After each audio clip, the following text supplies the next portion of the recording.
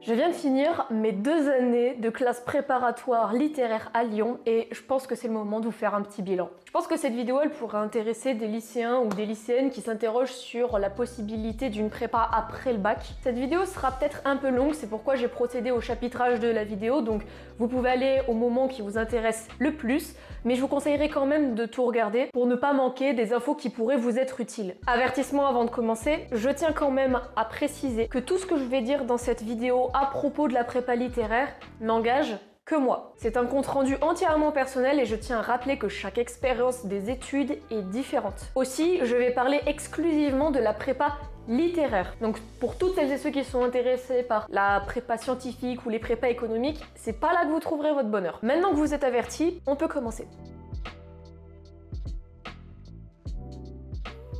Avant de vous livrer mon expérience en prépa littéraire, je tiens à faire un petit rappel. C'est quoi une CPGE? Une prépa littéraire, c'est une formation sur 2 ou 3 ans qui te prépare aux grandes écoles, d'où le terme CPGE. Et ces grandes écoles, ce sont les ENS. Il y a l'ENS Ulm qui est à Paris et l'ENS Lyon qui est à Lyon. Et ces grandes écoles te préparent notamment à la recherche et à l'enseignement supérieur, mais on en reparlera un peu plus tard dans la vidéo. Faut aussi savoir qu'aujourd'hui, grâce à la BEL, donc la Banque d'épreuves littéraires, tu peux passer d'autres épreuves, d'autres concours en parallèle des ENS. Il y a par exemple des écoles de traduction, de journalisme, de cinéma. La prépa littéraire, ça te propose un enseignement qui est pluridisciplinaire. Ça veut dire que contrairement à la fac, tu vas pas seulement te contenter d'une matière. En prépa AL, tu étudies le français, une LV1, de la philo, de l'histoire, de la géographie, des langues anciennes, etc. Pour les prépas BL, chose que je n'ai pas faite, il me semble qu'il y a aussi des maths et des sciences sociales. Donc ce sont 2 formations différentes. Voilà, il y a la prépa AL et la prépa BL. Moi j'ai fait une prépa AL pour le coup qui est vraiment très littéraire. La première année est appelée Hippocagne et c'est une année de tronc commun. Et c'est en 2e année, en Cagne, que tu vas te spécialiser dans une matière. Et à partir du mois d'avril de la 2e année, tu passes les épreuves au concours. Mais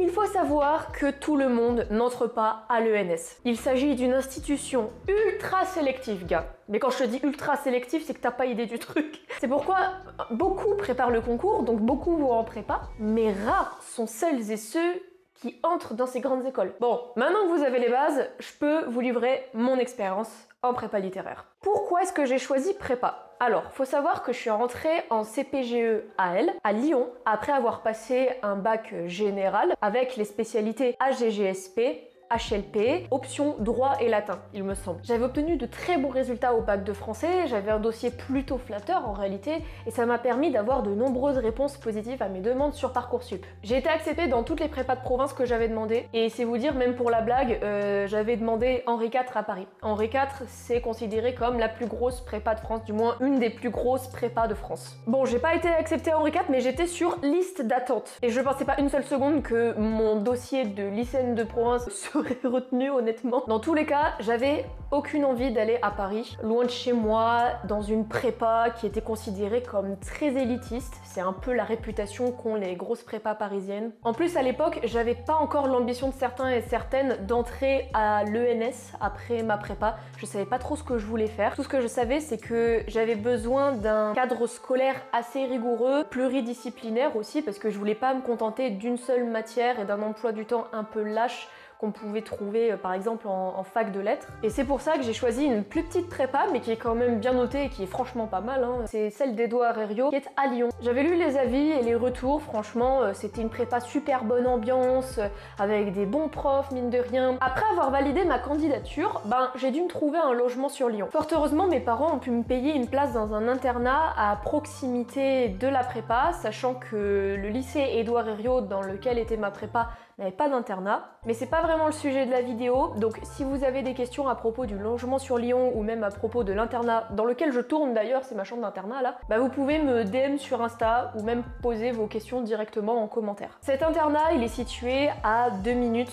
du lycée, donc vraiment, encore une fois, vachement privilégié de ce côté-là. Hein. Et ça m'a permis de me faire gagner beaucoup de temps dans mes études, parce que en prépa, le temps c'est un peu précieux, tu vas voir. Je pense que les gens ont déjà entendu parler du rythme effréné des classes prépa. Et bah vous savez quoi? Ça commence dès l'été qui précède la rentrée. Et ouais. Après avoir validé ta candidature en prépa, donc tu vas contacter le lycée qui va te demander tous les dossiers à remplir. Et en plus de ça, si t'es en prépa littéraire, on va te demander de lire une liste de bouquins pour chaque matière avant ta rentrée. Et la liste peut être plus ou moins longue. Certains profs décident par exemple de faire des interros sur ces lectures à la rentrée, d'autres pas. Mais c'est toujours bien d'avoir lu ces bouquins pour avoir une base solide pour ta rentrée en Hippocagne. Perso, j'ai essayé de lire une bonne partie des bibliographies qui m'étaient demandées, mais comme les 3/4 des étudiants, ben j'ai pas pu tout lire évidemment, ni tout retenir d'ailleurs, tellement la liste était longue, et puis quand bien même, fallait bien que je profite à minima de mon été. Après ça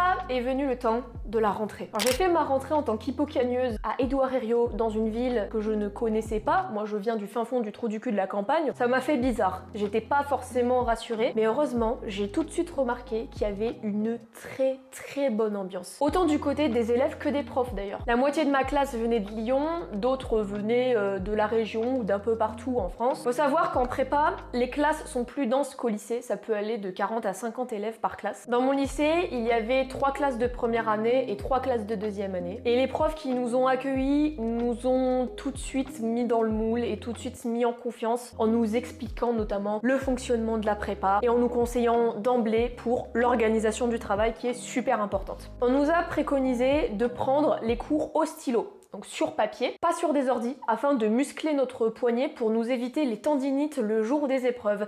Parce que ouais, c'est arrivé à certains et certaines. Les profs ont aussi insisté sur le fait de rester en bonne santé tout au long de l'année. C'est-à-dire de se préoccuper de son corps comme de son mental. Ils nous ont dit quand même manger équilibré dans les deux sens du terme. Le surpoids c'est aussi chiant que l'anorexie.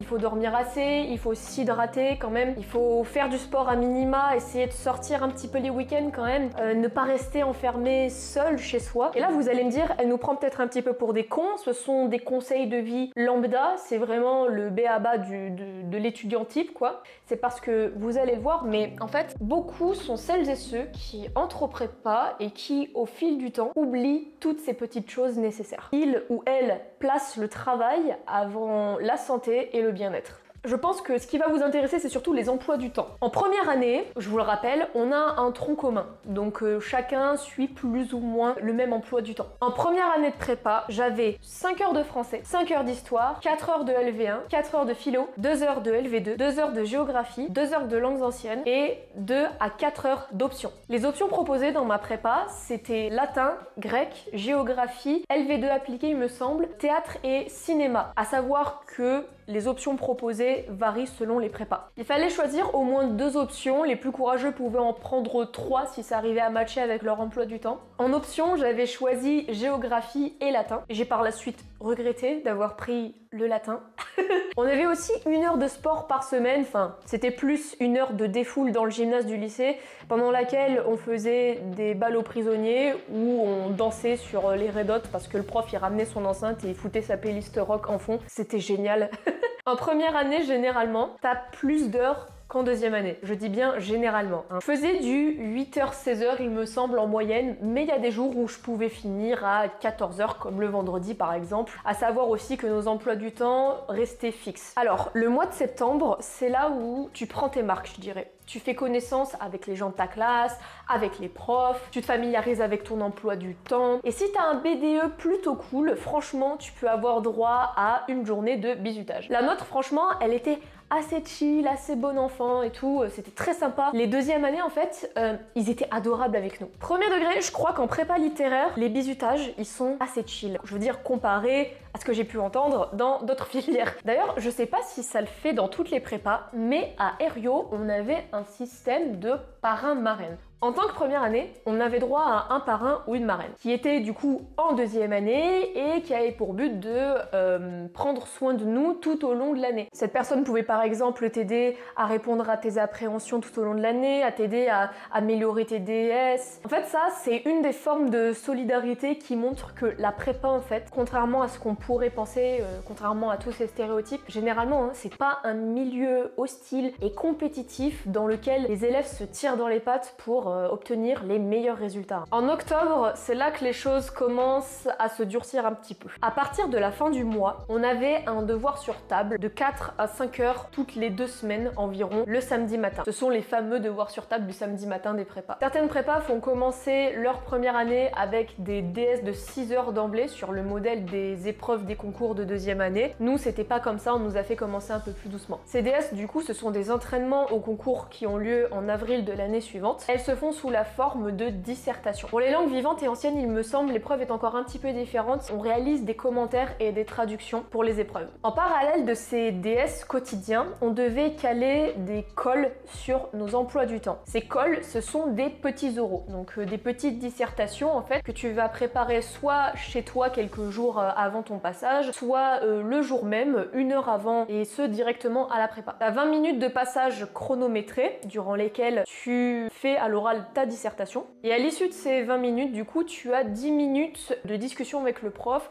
qui va te poser des questions et même parfois reprendre un petit peu ton plan et tes idées si elles étaient inexactes. Lors de ces moments, t'es seul dans une salle face au prof ou à la prof et ça peut être des moments hyper stressants. Moi qui suis vraiment à l'aise pour parler devant des gens, devant une caméra, ça me dérange vraiment pas, j'ai quand même déjà chialé en pleine colle parce que ma prof me terrifiait quoi.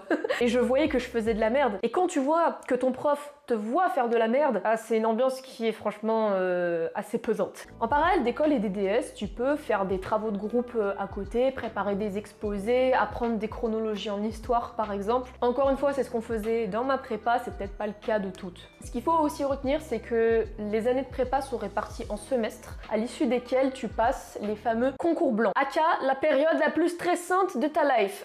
Comme leur nom l'indique, pendant les concours blancs, tu passes une épreuve blanche par jour selon une matière et ça te met dans les conditions des vraies épreuves au concours. C'est une période assez intense qui demande pas mal de préparation et de révision en amont.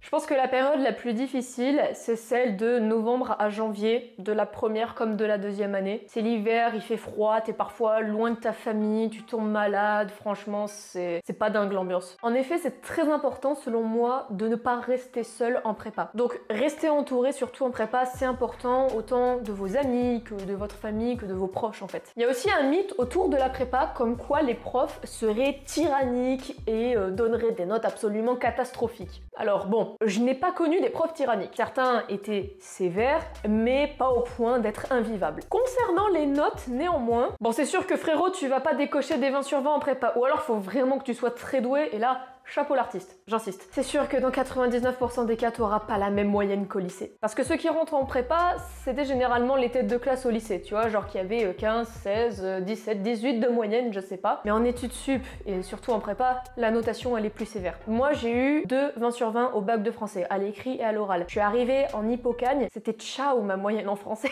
Gars, je me suis retrouvée avec 8 de moyenne en français toute l'année et j'ai pas réussi à décoller quoi, tu vois. T'es plus la tête de classe en prépa. Et c'est normal parce que tu baignes dans un groupe de têtes d'ampoule, donc les curseurs sont remis à 0. Tu vas en trouver des plus forts que toi, donc ton ego, tu le fous de côté. Les 5 premiers de la classe, à la rigueur, tu les repères tout de suite. Franchement, eux, ce sont les titans qui vont aller au concours. J'étais pas dans leur team, mais c'est ok.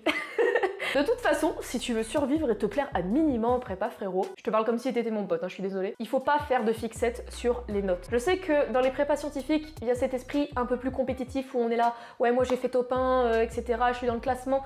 En prépa lettres, c'était pas trop ça l'ambiance. Hein. Ce qui est intéressant en fait, ce sont les commentaires de tes profs sur tes copies, qui peuvent être plus ou moins constructifs, et leurs conseils pour améliorer ton plan de dissertation, ton orthographe et ta syntaxe, comment mieux développer tes exemples, etc.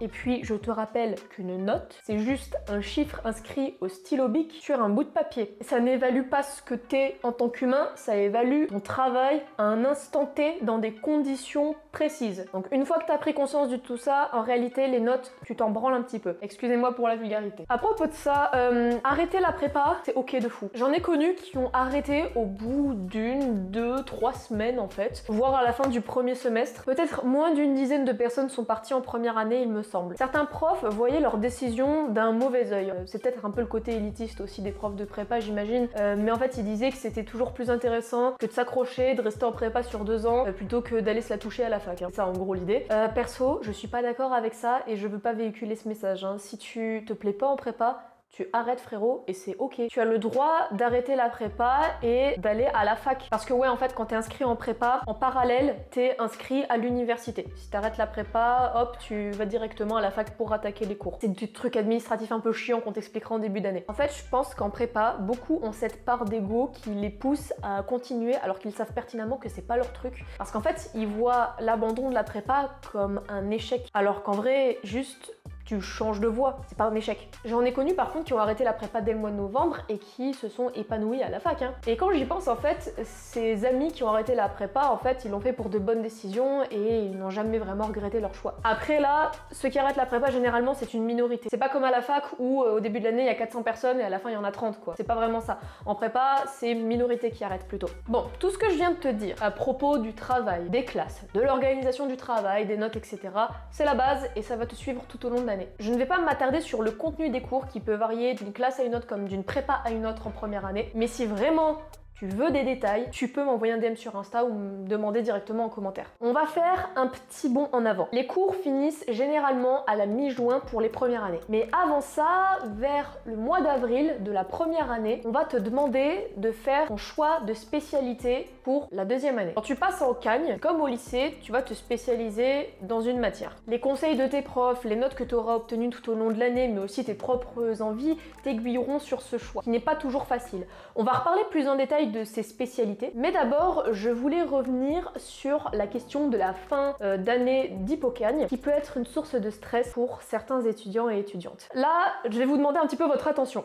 L'enjeu, c'est l'obtention des crédits universitaires. Pour valider une année de prépa, il faut que tu aies 60 crédits. 60 crédits, c'est l'équivalence d'une L1, d'une première année de licence. Les meilleurs de la classe peuvent obtenir 120 crédits qui sont nécessaires à une double licence. Mais il faut vraiment être bon pour ça. Avec les 60 crédits, tu as 3 possibilités selon moi. Soit tu peux aller en Cagne, donc en deuxième année, soit tu décides de ne pas poursuivre en Cagne et tu vas en L2 à la fac l'année suivante, dans une licence équivalente, ou bien tu décides de faire totalement autre chose après. Par exemple, si à la fin de l'Hippocagne, tu te rends compte que la philo, c'est ton truc, genre je kiffe Socrate, oh my god, et que tu veux rien faire d'autre que ça, ben tu peux choisir d'empocher tes 60 crédits et de retourner en L2 à la fac, en fac de philo, du coup, l'année suivante est évitée, une année de prépa supplémentaire avec les concours à l'arrivée. Par contre, si tu finis ton Hippocagne et que tu décides de faire de la psycho, finalement, tu te rends compte que ce qu'on t'a appris en prépa, c'est pas vraiment utile et tu veux faire de la psycho. Bah là, en fait, à l'issue de ta première année de prépa, va falloir que tu retournes en première année de psycho à la fac. Pourquoi? Parce qu'en prépa littéraire, on t'enseigne pas la psycho. Il faut nécessairement que tu reprennes tes études dans une matière équivalente. Sinon, tu retournes à la case départ et tu apprends de nouvelles bases dans un nouveau domaine. Quelqu'un qui aura fait, je sais pas, un an de prépa scientifique ne pourra pas, ou difficilement, je pense, enchaîner directement en deuxième année de licence d'histoire, tu vois. Mais on a le droit et la possibilité de choisir de faire totalement autre chose. Les 2 ans de prépa sont conseillés, mais pas obligatoires. Revenons à l'obtention de nos crédits. Pour valider une année de prépa, selon mes profs, il fallait avoir une moyenne générale équivalente ou supérieure à 8 sur 20, avoir peu, voire pas d'absence injustifiée, notamment au DS. Si tu rates des devoirs sur table, c'est franchement pas bon. Et il fallait aussi qu'il y ait une progression entre le premier et le second semestre, idéalement. Ça, c'était un peu les grandes conditions dans ma prépa. En fait, faut surtout montrer que t'es volontaire. Si t'as une mauvaise attitude, que t'as trop d'absence, que je sais pas, t'es insolent en cours, après vous mettez ce que vous voulez dans la case insolence. Si t'as une moyenne franchement basse aussi, ben tout ça cumulé, on peut te refuser les 60 crédits et le passage en deuxième année, que ce soit en Cagne ou en fac. Du coup, si on te refuse tes 60 crédits, qu'est-ce que tu fais? Ben tu retournes en L1 à la fac. Mais ça reste rare mine de rien. Si t'as été accepté en deuxième année, il va falloir que tu t'inscrives pour passer les concours de l'ENS. L'ENS, du coup, c'est l'école normale supérieure. Ce sont des écoles giga sélectives, comme je le disais en intro. Quand tu y entres, tu deviens étudiant stagiaire rémunéré. Ça veut dire que t'es payé chaque mois pour être étudiant ou étudiante. En gros, hein, je simplifie le truc. Et c'est en grande partie pour ça que les élèves veulent absolument les concours. C'est plus pour le salaire que pour la formation généralement. Parce qu'en fait, on va pas se le cacher, c'est un super plan. Ce sont des écoles qui t'ouvrent à la recherche, à l'enseignement supérieur notamment. Sur le papier, franchement, c'est hyper prestigieux et si en plus t'es payé chaque mois pour étudier, c'est franchement stylé. De mon côté, j'ai entendu dire qu'on en fait surtout tout un pataquès de ces ENS et qu'en réalité, le niveau n'est pas si élevé qu'on le croit. C'est un peu comme la fac, quoi. Et qu'en fait, ce sont surtout les concours pour y entrer qui sont giga sélectifs et ultra difficiles. Mais apparemment, une fois que tu y serais, voilà, tu bénéficierais seulement de la thune et d'un joli CV. Attention, ce sont des rumeurs partagées par pas mal d'étudiants et d'étudiantes de prépa. Mais encore une fois, chacun son avis sur la question. D'ailleurs, s'il y a des étudiants ou des étudiantes en ENS qui regardent ma vidéo, n'hésitez pas à livrer votre témoignage en commentaire. Franchement, je suis sûre que ça intéresserait pas mal de monde. Parce que là, voilà, je troll un peu, mais je vous invite surtout à aller vous renseigner sur la question. Et puis je me dis que vu le nombre de gens qui veulent entrer à l'ENS, c'est aussi un petit peu pour la formation qui doit être assez stylée. Bref, quand tu passes en deuxième année de prépa, tu vas choisir un des deux concours à passer. Soit tu passes l'ENS Ulm à Paris, soit tu passes l'ENS Lyon. Et une fois que tu as choisi le concours que tu veux préparer, tu vas choisir ta spécialité. Je vous ai mis un petit tableau des spécialités proposées pour que ce soit plus facile pour vous. Par exemple, si tu décides de passer le concours d'Ulm et admettons que tu aimes bien le français et le latin, ben tu vas choisir la spécialité lettres classiques. Certains décident parfois de préparer les deux ENS. C'est possible, mais ça demande du travail supplémentaire. De même, t'es obligé de t'inscrire à un des deux concours, mais en parallèle, tu peux choisir de préparer un autre concours grâce à la banque d'épreuves littéraires. Comme je le disais, en tant qu'étudiant en prépa littéraire, tu peux tenter des concours d'école de traduction, de journalisme et même d'école de commerce, les gars. Mais moi, en fait, j'ai pas choisi l'ENS. Vous allez me dire, elle vient de nous dire, la bougre, que c'était obligatoire. Ben, pas dans les prépas qui proposent de préparer l'école des chartes. Il y a moins d'une dizaine de prépas en France, je pense, qui forment des étudiants et des étudiantes au concours de l'école des chartes. Il s'agit d'une école qui est à Paris, près de l'ENS Ulm, et qui a à peu près le même prestige, entre guillemets. C'est juste qu'elle est peut-être un petit peu moins connue, sauf dans le milieu des historiens. Parce que l'école des chartes, c'est une grande école, comme les ENS, qui recrute seulement 20 personnes par an. Il s'agit d'une école qui te forme au métier du patrimoine, des archives et des bibliothèques. Du coup, les étudiants qui souhaitent y entrer ont une formation qui diffère pas mal des étudiants qui préparent l'ENS. En deuxième année, cependant, tu as toujours des matières de tronc commun, malgré ta spécialité. Moi, en tant que chartiste, j'avais 3 heures de français par semaine, 3 à 4 heures d'anglais, 4 heures d'histoire contemporaine pour le tronc commun, 2 heures d'histoire médiévale, 4 heures d'histoire moderne, 2 heures d'options. Moi j'avais choisi la géo vu que j'en avais fait l'année précédente. Mais il y avait aussi comme option proposée pour le concours des chartes, histoire de l'art ou latin. 10 heures d'histoire par semaine, ça commence à faire pas mal. J'avais quasiment 800 ans de période à apprendre cumulé. Ce qui m'a poussé à choisir la spécialité charte, c'est le fait d'avoir développé un certain intérêt pour l'histoire en première année. J'avais obtenu de bonnes notes dans cette matière, notamment au concours blanc de fin d'année d'Hippocagne. Et vraiment, je surkiffais l'histoire et la façon dont on me l'enseignait. J'avais déjà cette appétence au lycée et ça s'est confirmé en prépa, bien que j'aime beaucoup aussi la littérature et les lettres modernes, mais je pense que j'avais pas assez de bonnes notes et d'intérêt pour le français pour poursuivre en lettres modernes. Je suis désolée aujourd'hui, la caméra niveau luminosité, ça c'est un peu chiant, c'est très nuageux, parfois il y a des grandes éclaircies, du coup je suis obligée de régler manuellement la luminosité. Voilà, j'ai pas encore un gros matos, hein, je pense que vous avez pu voir. Petite pause où on boit de l'eau. J'ai bu le fond d'eau de ma gourde, c'est dégueulasse. Bah du coup, j'ai fait ma deuxième année de classe préparatoire en spécialité charte dans le même lycée, toujours à Édouard Herriot. Notre petit groupe de 10 était dans la classe des Ulmiens, donc c'est celles et ceux qui préparent l'ENS Ulm. En deuxième année, il y avait aussi ceux qu'on appelait les cubes. Ce sont des troisième années qui, selon moi, n'ont plus rien à prouver tellement ils sont badass.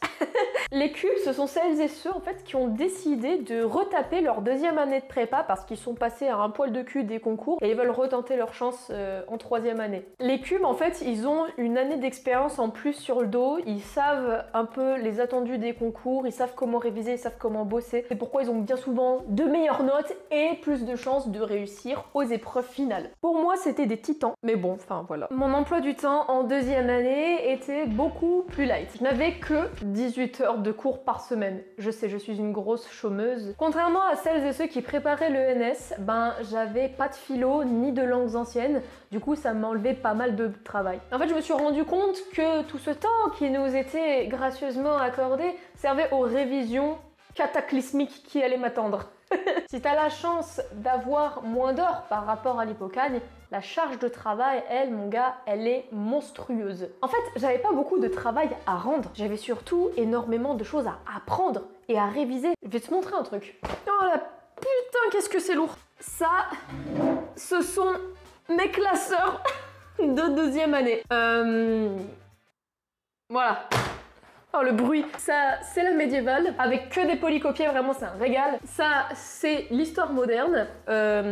J'écris tout à la main, quasiment. Ça encore, ça va, j'ai un peu triché dedans, il y a français et anglais cumulés, donc ça va. Et enfin ça, c'est l'histoire contemporaine, donc ça va un peu aussi. Mais quand même, enfin tout ça cumulé, ça commence un petit peu à faire. Alors ouais, moi en fait, j'écrivais quasiment tout à la main quand je n'avais pas de polycopier. En plus, quand je dis que j'écris tout, c'est que je fais des phrases, je rédige tout, je sais pas prendre de petites notes et j'arrive pas à me relire sinon. En médiéval, j'avais du coup la blinde de polycopier comme vous pouviez le voir. Mon prof, je l'aimais bien, mais je pense que lui, il avait une dent contre la forêt amazonienne. Si vous voulez plus de détails sur le contenu des cours des chartistes, ça c'est de l'histoire en masse, bah vous pouvez encore une fois me demander directement en commentaire. La deuxième année, c'est le moment pour beaucoup de faire ses preuves et d'arriver avec un bon pack de révisions aux concours qui ont lieu du coup en avril. C'est très tôt. Certains sont vraiment déterminés à réussir les écrits et à arriver aux oraux.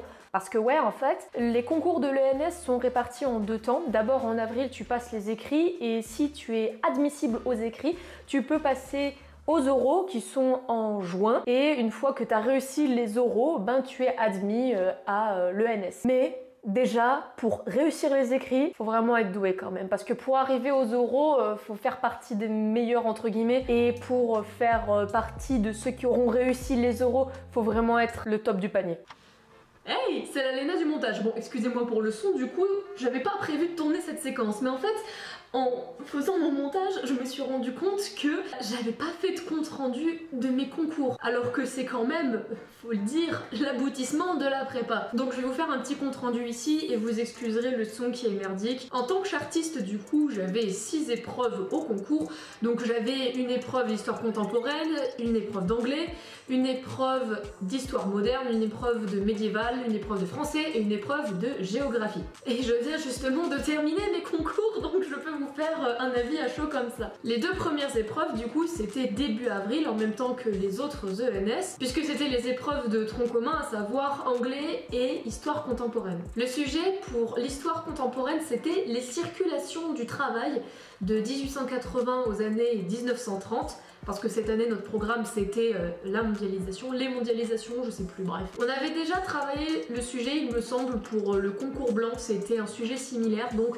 je pense que ça a fait. Pour l'anglais, du coup, c'était une traduction et un commentaire à réaliser sur un texte de je sais plus qui, mais bref, c'était l'histoire d'une, j'ai l'impression, d'une bourge qui critiquait un peu les mariages. Et après on a eu les épreuves spécifiques aux chartistes, et oui, je m'arrache les cheveux, juste le français. Les chartistes de la session 2023-2024 s'en souviendront, on a eu quand même en sujet de français pour les chartistes qui va là. Et là qui va là. Qui va là. Voilà. Donc autant dire que je me suis pas du tout amusée pendant cette épreuve, mais c'était lunaire, vraiment. L'école des chartes, si vous passez par là, franchement... Ensuite, l'épreuve de médiéval, on est tombé sur l'an 1000. Cette année, du coup, en médiéval, on avait comme périodisation de l'avènement du roi Eudes en 888 à la mort de Philippe Auguste en 1223. Ceux qui font pas d'histoire ou pas de médiéval n'en ont absolument rien à foutre, vous inquiétez pas, c'est normal. Et du coup, en moderne, on a eu une étude de texte, ce qui est franchement pas commun parce que d'habitude, l'école des chartes met davantage des dissertations. Et du coup, en moderne, on a eu ce texte, c'est un extrait du procès verbal de 1788, c'est le clergé qui critiquait un édit sur les non-catholiques. Parce qu'en fait, cette année, la thématique en moderne, du coup, c'était vivre sa foi de 1515 à 1815. Et moi qui suis athée et qui ne connais absolument rien aux religions, j'ai appris une une tonne de choses, notamment sur le catholicisme et le protestantisme. Je vous mettrai le sujet de la géographie au montage parce que là, il y a le petit voyant qui clignote pour dire que j'ai plus de batterie dans ma caméra. C'est vraiment la zeub cette vidéo. Je vous laisse. Bon visionnage pour la suite.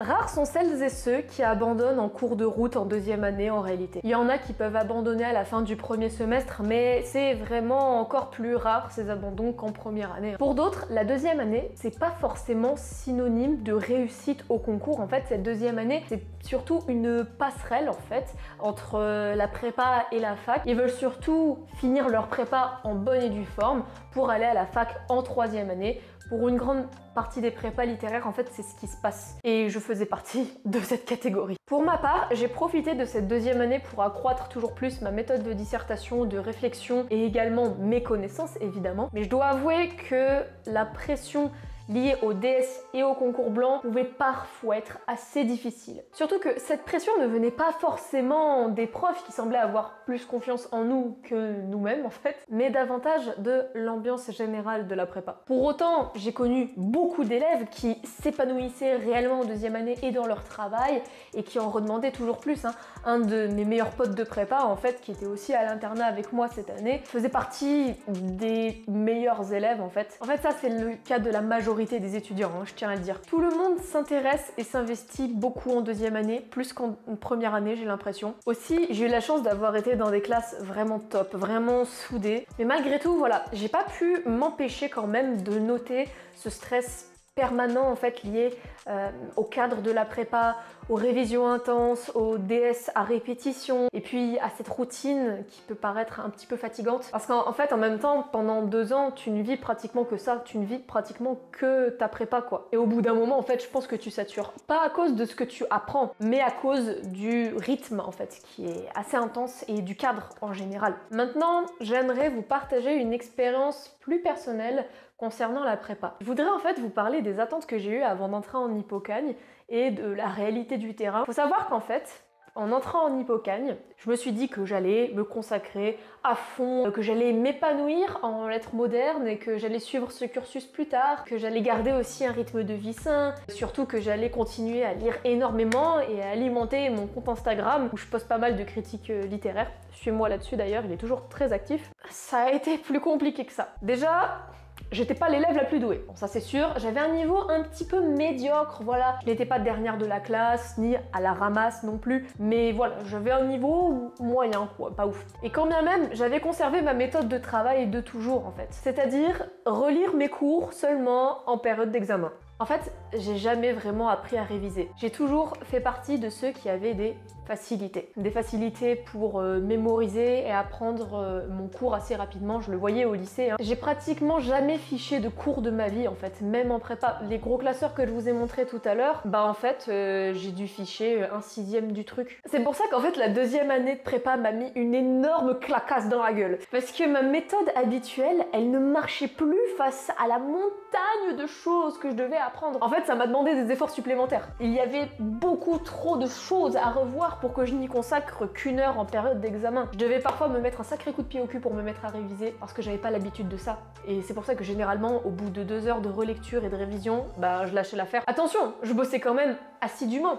Mais quand j'entendais des gens de ma prépa me dire qu'ils travaillaient de 9h à 21h non-stop quasiment, et ce tous les week-ends, bah je me demandais sincèrement comment ils faisaient pour tenir le rythme, parce que moi je me plaignais déjà au bout de 2 heures de révision, mais bon. Autre chose qui me posait problème, c'était les écrans. J'ai eu énormément de mal à décrocher d'Instagram et de YouTube, et c'est encore le cas aujourd'hui malheureusement. Et en même temps, les réseaux sociaux c'était un peu comme mes refuges, parce qu'en fait, quand tu rentres d'une journée de prépa, selon moi, t'as juste envie de te vider le cerveau sur internet. Ou alors t'as envie de faire une sieste. Moi, c'est ce que je faisais. Autre point, quand je suis rentrée en prépa, je suis arrivée avec l'idée de poursuivre en lettres modernes. Je l'ai dit plusieurs fois dans cette vidéo et finalement j'ai choisi Chartres. En fait, j'aimais ça. J'adore la lecture, le français. C'est d'ailleurs pour ça que j'ai ouvert cette chaîne YouTube. Mes enseignants, mes proches, tout le monde me disait faut que tu finisses prof de français ou libraire ou bosser dans une maison d'édition. Et peut-être qu'en réalité plus tard, je ferai ça parce que c'est des métiers qui m'attirent pas mal. Mais je me suis rendu compte qu'en fait, ce qu'on m'enseignait en français, la façon dont on m'enseignait les matières littéraires, bah ça me plaisait pas tant que ça. Je trouvais ça peut-être un peu trop élitiste parfois. Encore une fois, ce n'est que mon point de vue. J'ai préféré en fait apprendre l'histoire en prépa avec sa méthode beaucoup plus scientifique afin de mieux comprendre aussi l'histoire de mon pays et de la société française parce que ouais, le programme d'histoire est surtout axé sur la France. Et même si je suis toujours paumée sur ce que je veux faire plus tard, j'ai pas regretté ce choix en fait parce que cette année j'ai appris des trucs mon gars, c'est quand je prends du recul, quand je me compare aujourd'hui la culture que j'ai aujourd'hui par rapport au mois de septembre, j'ai appris mais des trucs incroyables en fait. C'est fou en fait toutes les connaissances que j'ai amassées, je me rends compte en fait maintenant en le disant en vidéo, mais ouais avec le recul c'est... ouais je suis plutôt fière de moi.